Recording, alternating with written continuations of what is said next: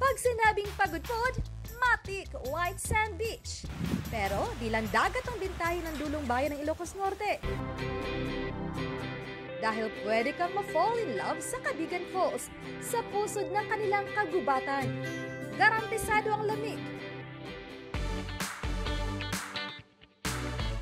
Di lang ng tubig, kundi ng lupiang puno at halaman sa paligid.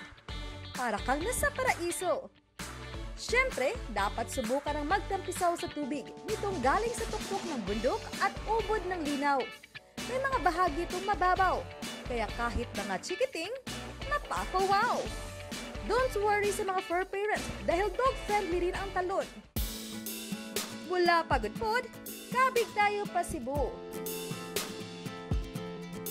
Dahil sa biyaya ng nakapaligid na dagat, buhay na buhay ang marine life under the sea.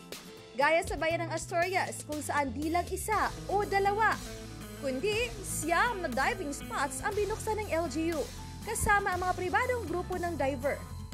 Hindi ka magsisisi sa pagsisid dahil sa makukulay na coral reefs at mga isda. May pa-underwater contest pa nga ang LGU para mas makilala ang marine sanctuary.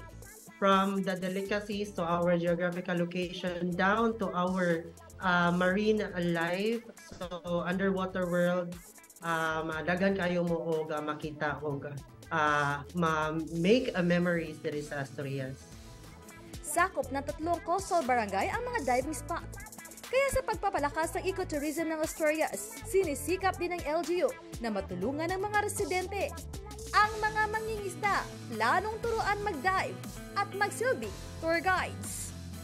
Para sa GMA Integrated News, ako si Femari Dumabo ng GMA Regional TV Balitang Bisdak, ang inyong saksi.